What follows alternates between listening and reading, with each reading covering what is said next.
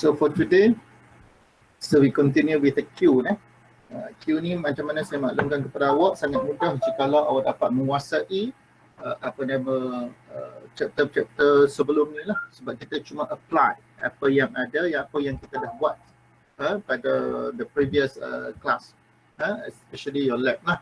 So kita dah buat dah benda tu semua, cuma this one we have to, and of course for the queue, actually we have a concept there. Dia ada satu konsep yang perlu you implement. Maksudnya awak tak bolehlah sewenang-wenangnya untuk add dekat mana-mana yang you nak letak. So what you have learned before this, untuk add kita ada sama ada nak tambah dekat depan, kita boleh tambah dekat belakang, ataupun kita boleh tambah dekat middle. Dan sama juga kalau you nak remove. Remove from front, remove from middle, and remove from back.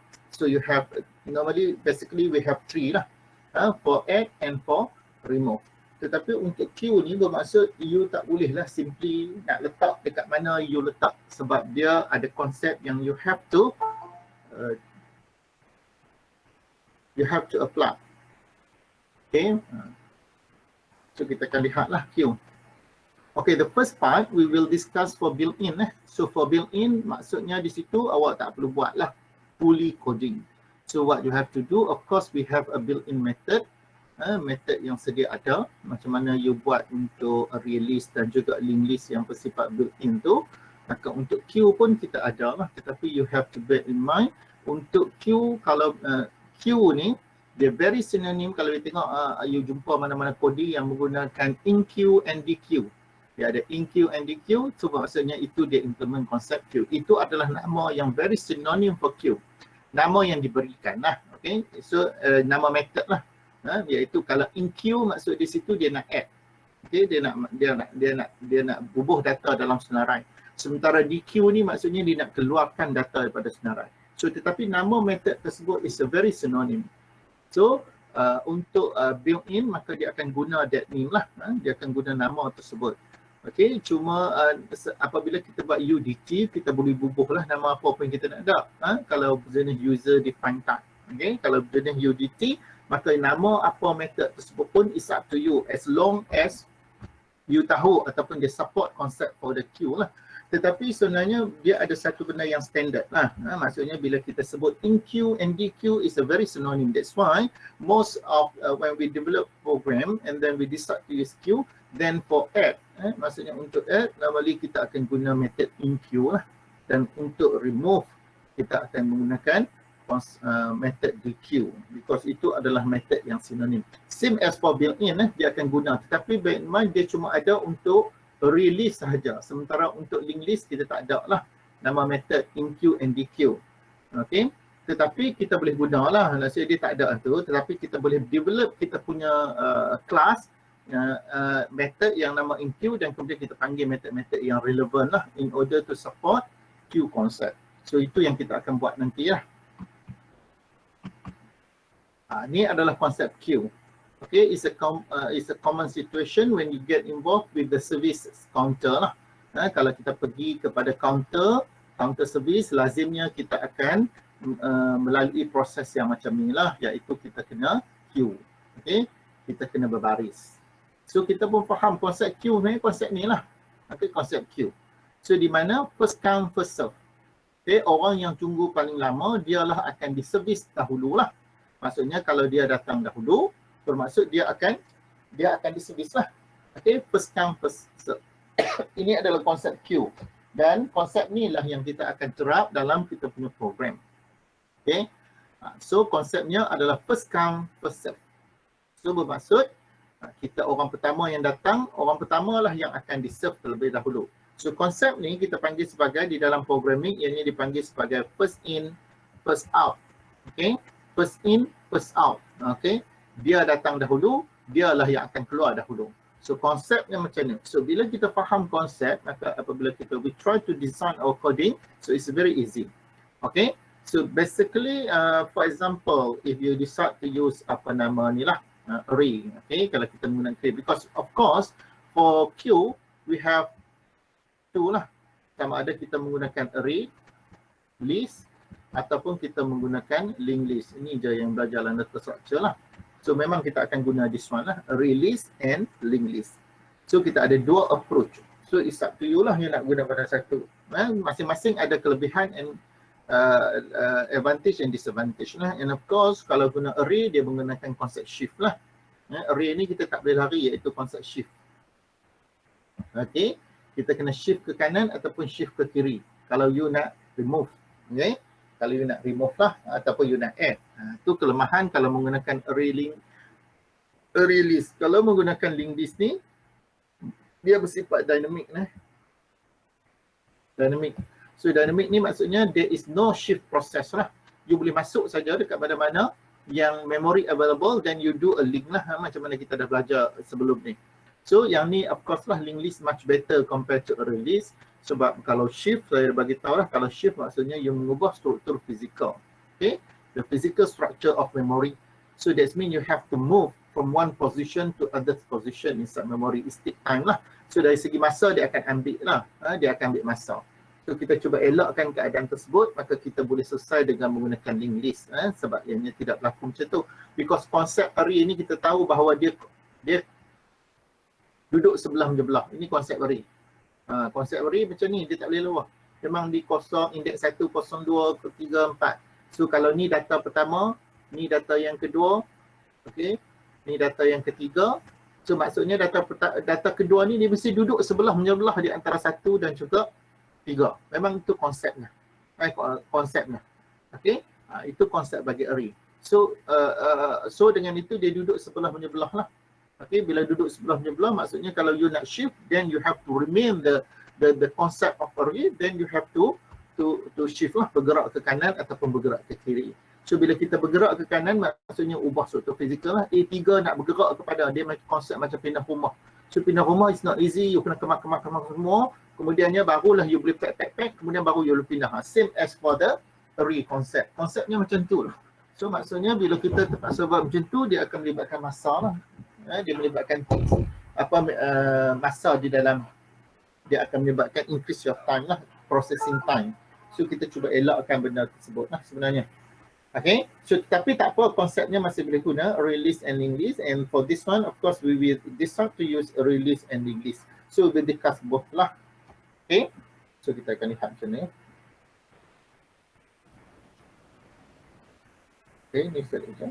So queue concept, dia kata the queue is a structure that provide restricted access to its element. So maksudnya di sini dia ada konsep dia. Sebab konsepnya first in first out. So dengan itu maksudnya dia masuk dahulu, kalau masuk tu maksudnya add lah. Dan dia keluar dahulu maksudnya remove lah. Okay, bermaksud di sini dia ada konsepnya yang kita nak. Dan dia restrict access to its element. Maksudnya dia hadkan dari segi pergerakan elemen ataupun dari segi accessibility elemen di dalam awak punya list. Itu adalah konsep queue. So queue element may only be insert at back. Okay, so dia beritahu dah kat sini, dia kata insert at back. Kenapa kita insert at back? Sebab kita ada insert at front and insert at middle. There must be a reason kenapa kita letak dekat back untuk memudahkan kerja awak lah. So we call as an in-queue operation. Itu saya kata untuk add kita namakan sebagai in-queue. And remove from front. Kenapa dia kata remove from front? Kenapa dia tak kata remove from back? Okay, we call as a DQ operation. So this one, in-queue and DQ is a very synonym for queue concept. Okay, ni adalah queue concept lah. In-queue and DQ. In-queue adalah untuk insert, DQ adalah untuk remove. Okay, tapi nama method ni is a very synonym. So kalau you tengok dalam mana-mana buku, most of the book and of course in coding, so kalau you tengok in-queue and DQ, maksud kita tahu bahawa dia implement konsep queue lah. Secara standard. Kita akan faham benda macam tu. Sir, sorry saya ganggu. Ada kawan saya dia tak dapat masuk. Tak dapat masuk tu saya kata sebab masuk lambat. So bila masuk lambat tu saya kena off-kan saya itu saya suruh masuk cepat. Kena masuk lambat memang saya kena ni dahulu. Admit dahulu baru masuk. Ni baru 47. Ada 10 orang lagi yang belum masuk. So, kalau dia pun nak masuk sat lagi kita kena tutup sat. Meet dia jadi problem macam ni pula. Dulu okey je, tapi lah ni tak boleh dah. Semua saya tanya kawan saya pun the same thing happen. Okay, saya tak tahu kenapa. Sebab yang ni kita add on untuk allow automatic access, automatic apa nama ni lah, automatic apa nama access lah masuk ke dalam ni. So saya menggunakan add on. So kalau tidak saya kena klik seorang lagi lah kerja remeh.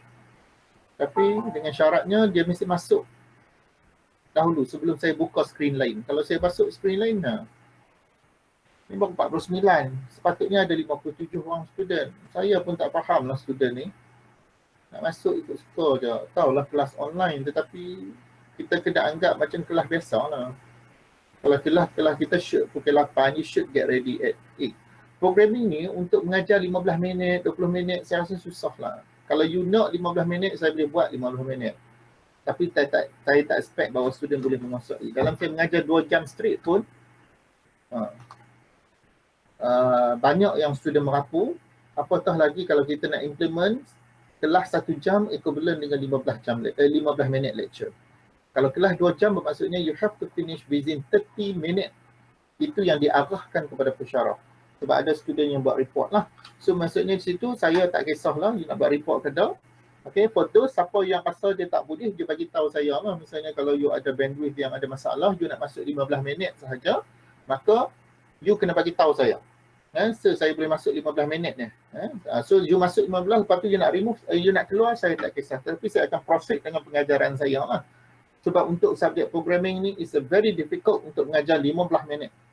Okay, saya tak tahulah kalau ada orang yang boleh buat mengajar 15 minit programming untuk you menguasai. Kalau saya mengajar programming ni, saya nak bagi you faham. Okay, sebelum you boleh buat. Sebab kalau you tak faham, memang ada masalah besar apabila you nak buat nanti. Misalnya nanti bila you nak buat project or whatever, especially bila you nak bekerja, especially bila you kalau you nak sambung degree awak nanti. Sebab kita tak boleh lari dalam bidang programming ni. So the fundamental is that. So that's why fundamental programming, kalau kita strong fundamental programming, tak kira lah language apa pun datang, saya percaya you boleh buat lah. You boleh menguasai. Maksudnya, you boleh buat. Memang itulah. Kalau awak tengok saya daripada tahun dahulu, tahun 90-an. Saya start belajar masuk universiti daripada tahun 90 lebih. Okay? So maksudnya saya dah lihat evolusi programming ni, saya dah lihat banyak. Saya bermula pada zaman saya dahulu daripada C. Kemudian saya pindah kepada C++. Kemudian C++ dia pindah kepada Java. Now Java kita beralih kepada Python. So Python pun saya boleh mengajar. Okay, that's why dahulunya language tersebut maksudnya you boleh. Maksudnya datang sajalah language apa, maksudnya you boleh cope dengan language baru. Tapi di situ konsep programming perlu ada lah. Cuma bila you nampak konsep programming, apabila sesuatu programming baru diperkenalkan, maka you akan lihat lah. Okay, you akan nampak. That's why saya kata bila belajar Python ni dia banyak break rule of programming yang the very basic yang kita belajar dahulu. Pada zaman dahulu tu sampailah kepada Java. So dia punya fundamental of programming is there. Maksudnya dia punya konsep tu is there. Tetapi bila Python main, dia menyebabkan dia langgar konsep-konsep programming. Ada a few thing yang dia langgar lah. Misalnya konsep kalau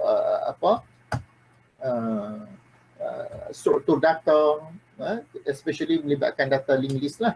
Okay, dalam struktur data kita tahu bila kita ada suatu senarai tu, bila kita create suatu list tu adalah data-data daripada jenis yang sama. Itu yang you belajar. Misalnya kalau you ada list student, maksudnya dalam tu semua ada senarai berkenaan dengan student. Okay, maksudnya dia punya karakteristiknya sama dalam satu senarai. Kalau you create list produk, maksudnya dalam tu semua ada objek berkenaan dengan produk sahaja. Okay, itu adalah konsep yang you belajar dalam data structure. Tetapi kalau you move kepada Python, nanti you akan nampak dia agak pelik lah. Maksudnya dalam satu senarai, dia boleh mengandungi varieties of object. Okay, bermaksud dalam satu, bila you create satu senarai tu, you boleh bubuh student, you boleh bubuh produk, you boleh bubuh data berjenis primitive data type. So dia boleh mix, dia jadi macam merebah data tersebut. So tak kisah pun data apa you nak letak dalam senarai tu, you letaklah. Dia boleh bercampur-campur data tersebut. Itu adalah Python. Tetapi di situ bermaksud walaupun bila you diperkenalkan, tapi you boleh relate dengan konsep. Dia melanggar konsep tersebut. Maksudnya, tetapi on one side, bagi orang programming macam saya programming, no wonder saya kata Python sekarang ni ramai orang guna Python, because sekarang orang cakap berkenaan dengan big data. So bila orang cakap berkenaan ambil data, data ni banyak dan kita ada varieties of data. So the complexities of data tu ada. Maksudnya data tu kita ada dari segi berbagai-bagai jenis. So bermaksud kita nak entertain data tersebut. So Python ni bermaksud dia provide pada macam tu. You ada data apa, you campak je bubuh dalam list. Nanti you boleh ambil. You boleh filter. Tak ada masalah. Kalau data tu maksudnya kita letak je dahulu kemudian kita boleh filter kemudian. Oh, Python dia buat begitu. Sangat mudah saya tengok macam tu. So kita appreciate lah dari segi macam tu.